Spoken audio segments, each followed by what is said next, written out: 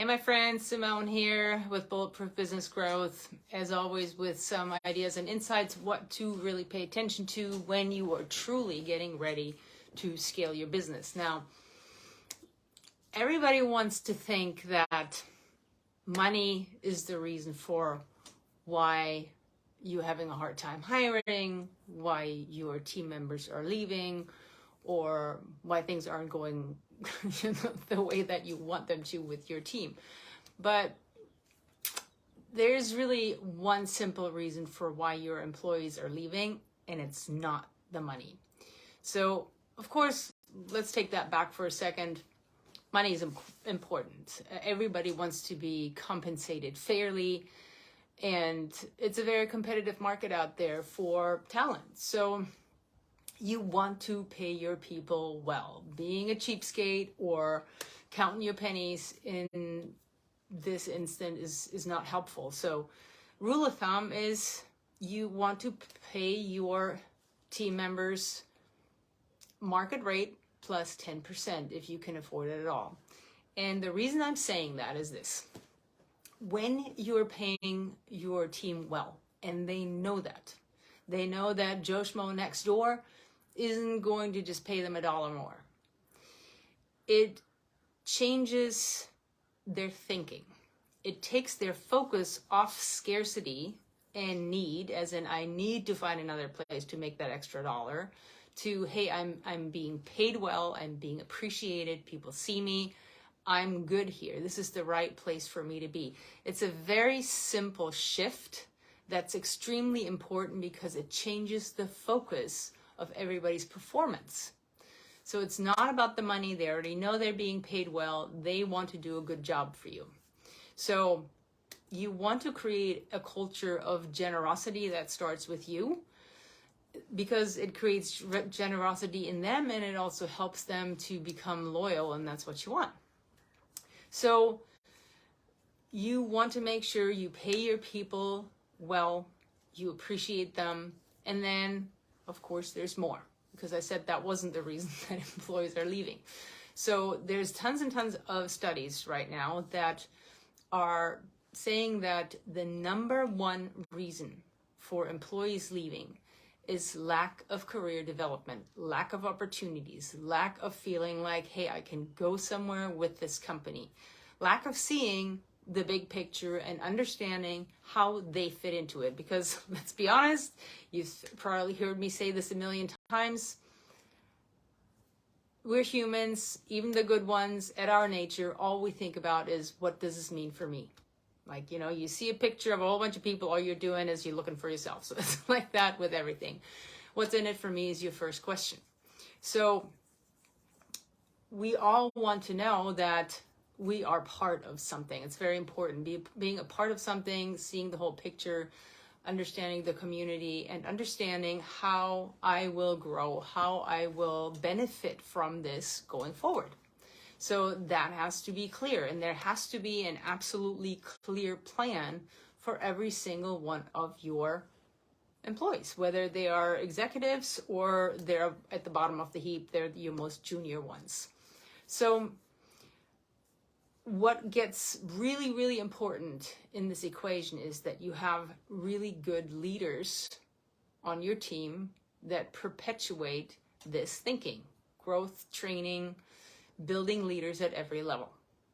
Now, a lot of times when I first speak to our clients, they talk about like all they really want to do is they want to get out of the daily grind. They want to get out of the daily operational stuff, and they just want to bring in some managers to take this over for them so they don't have to do it anymore. So they can finally focus on what really matters, which is growing the company, which is doing what they're best at. And of course, all that is true, and it's a great idea. And of course, everybody wants to build a 7- and 8-figure company that runs like a well-oiled machine, that runs itself, and that doesn't need the business owner. So everybody wants that, and if it were that easy, everybody would be doing it.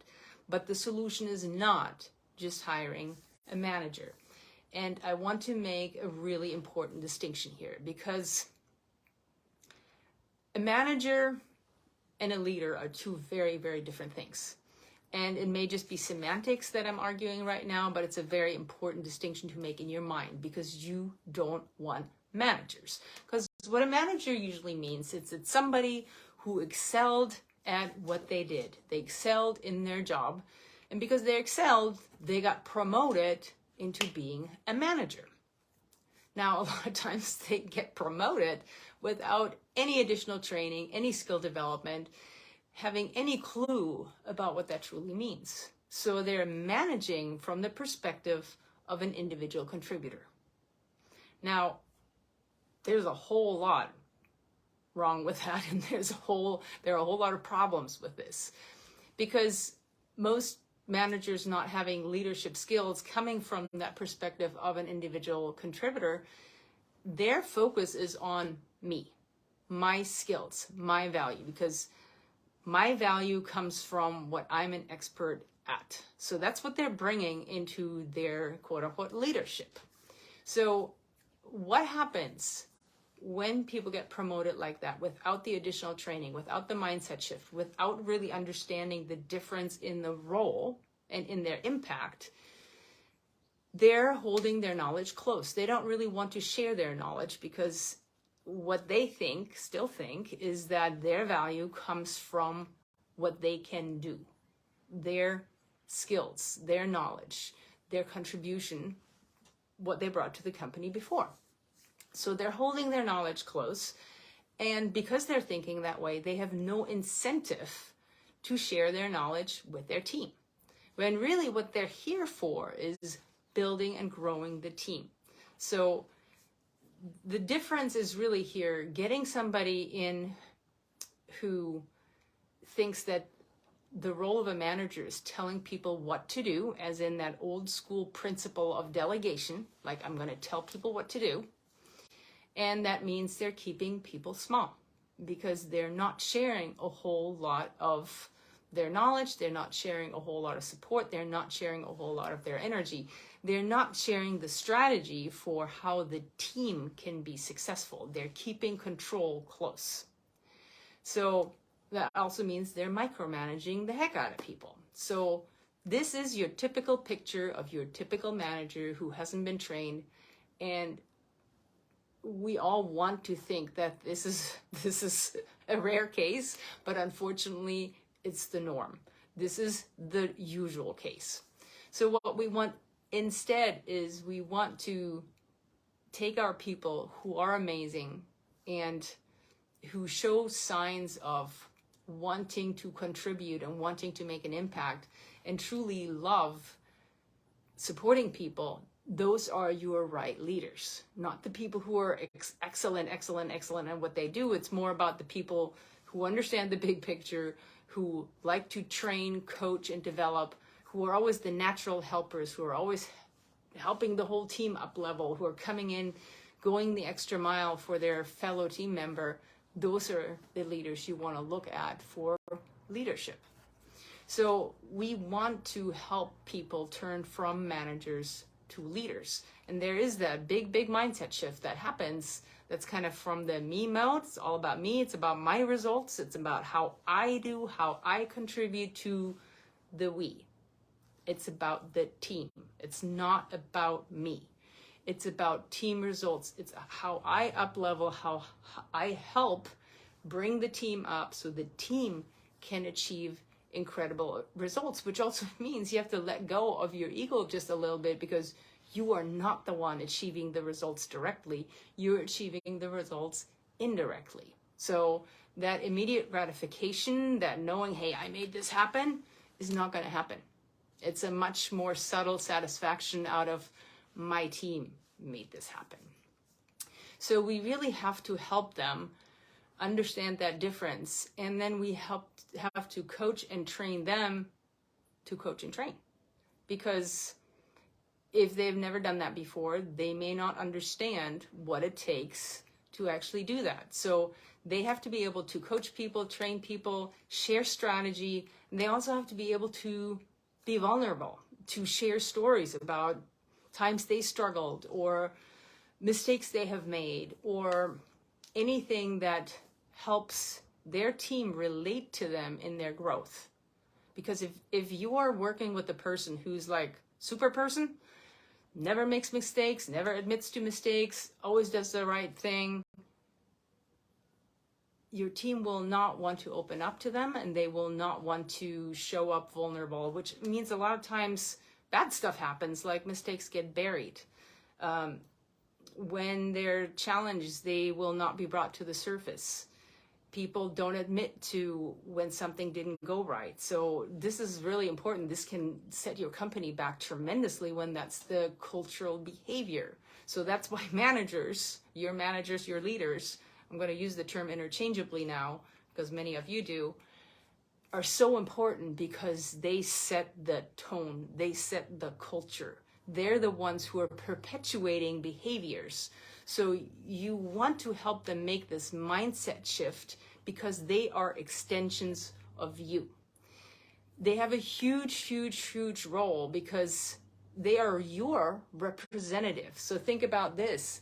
If you have people representing your culture, your mark, your brand, and they're doing it in their own way instead of the way you intended, that means they're building their team with their culture, with their standards, with their values, which quite possibly are not going to be yours. So we have to, like every employee understands that career development goes two ways. They have to show up, they have to be given the opportunity, and then they have to show up. So we have to help your leaders, your managers embrace that they have to perpetuate a growth mindset. So that also means they have to show up and really understand their team members' goals. So if I have 5 reports, direct reports, I have to really get to know them. I have to understand what their goals and aspirations are so I can actually support their career growth. So that means I have to make the time to do regular, very clear about this word, regular one-on-ones. So not just ad hoc, once in a while, once a month when it fits into my schedule, I'll maybe spend 10 minutes to you talking about how your aunt is. That's not what we're talking about. We're talking about regularly scheduled time, ideally weekly. It doesn't have to be an hour or two. It could just be 20 minutes, half an hour, where you meet with every single person on your team, whether you're the business owner and you're doing this with your directs, or you are the leader, the manager who is under the business owner and you're meeting with your teams. But every single person on your team should have a one-on-one once a week. That's why we call them one-on-one-on-ones, one-on-ones once a week, so that each person on your team gets this support. And I could talk for a long time about why this is so important, to have this scheduled, to have this regularly, to have this something that your team member can rely on, because it completely changes their perception of the support that they're getting from your company. If it's just kind of this ad hoc thing they can't rely on, they won't. And they won't show up engaged. They won't show up prepared. They won't rely on it because it may happen or may not. And when it doesn't happen, they're also resentful. They feel unseen. They feel uncared for. They feel like you don't care about them as a human.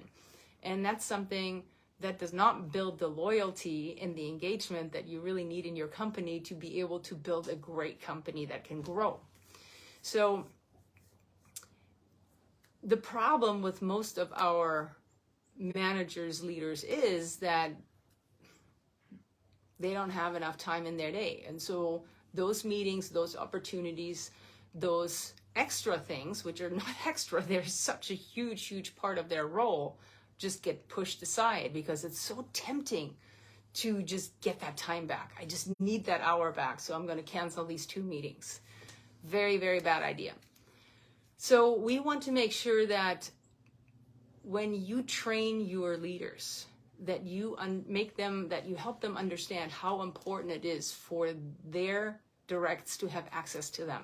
Regular access, regular one-on-one times, so that their teams feel like they are known, they are supported, and their professional development goals are not just being considered, they are being supported and pushed forward. So, because when you think about this is when you don't support professional development goals with your team, it means they don't grow, they go stagnant, and they actually regress, because this is what happens in business. When you don't grow, you start actually declining. There's like really no, there's really no balance there. It's either growing or regressing. It's one or the other. So you always have to grow to even maintain value. So when there's less value, you're declining. And that means when you don't have those pieces in place, this is one of the most important values of today's generations is growth. So your good people, when they don't have those opportunities, when they don't have the support, they will leave and they will find another company where they feel seen and supported in their human needs, because growth is one of the important human needs. When you go into human needs theory, that's just one of the things that shows up, and I think it's number 5 or 6, but it's a really important one. So people need to grow. They need to be challenged, to feel valuable, to feel engaged, to show up, and that's what you want them to do. So there's so many studies out there right now that support that most employees think that there's no opportunities in their current position, in their current company, that they have not been supported, that they won't be supported. And there's a whole thing, there's a whole new phrase, a whole new word around this. This is the employee engagement crisis, because employee engagement has been plummeting, especially since the whole pandemic thing happened, because during that time, people get to thinking about who they are and what they want and where they want to go and how they're going to get there.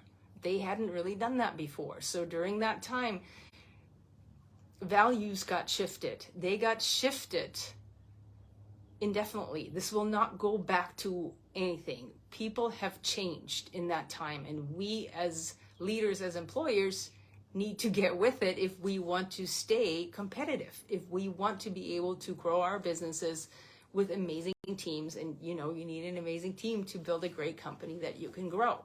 So what addresses this employee engagement crisis is career development.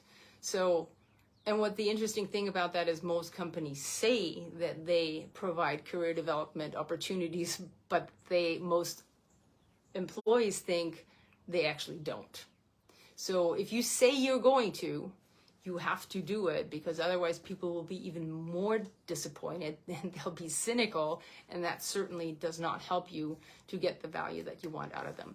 So when you look at the numbers, 50% of people are worried that they're becoming outdated, outskilled, extinct, especially when you're looking at everything that's happening with automations, efficiencies, AI.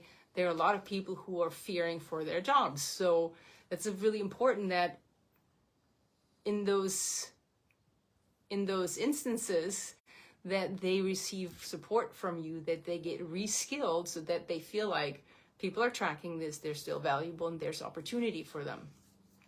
49% of employees said that they don't get enough training, coaching, mentoring, because nobody ever cares. So this is an opportunity that doesn't happen in their business. And then another 50% feel that their careers are stalled and actually regressing. So over half of the people are feeling that they're not being supported in a way that will actually make them engaged and show up and support you in the way that you really need them to. So with all that being said, what's the solution? Well, pretty simple: coaching and training. And there's a great principle that we've been talking about that you can use with the staff, with a team that you already have, and we call it the domino effect. And I did a whole Facebook Live and podcast about that maybe a month ago, so you can go into detail and really binge out on that. But the principle being, you have to know what all the skills and all the roles and all the opportunities are in your business, and you only want everybody in their sweet spot and everything else comes off their plates and goes on somebody else's plate. So we want to make sure that on a regular basis, we redefine people's roles, move things off their plates that are not really in their best strength, and find the people that will take it on because it's in their strength. And then we need to hire for the pieces that nobody's picking up. So we want to make, so that alone makes a huge difference, because part of disengagement is when people get bored. They've been doing the same thing over and over and over and over. So that means they're getting bored. And that piece is really interesting, because when you look again at human needs theory, the most important need for humans is certainty. They need to know that there's nothing unexpected will happen, that they know what they're doing, that everything is dialed in. But the second human need is uncertainty. They have a need for variety, for new things are going to happen, that it's going to be interesting, and that it's going to be okay. So there needs to be certainty in the uncertainty, if that makes sense. But that need for variety is there because people need to learn and grow to be engaged. Otherwise, the boredom is going to wipe out everything else. So we have to help. Every single person on your team has to have a growth plan.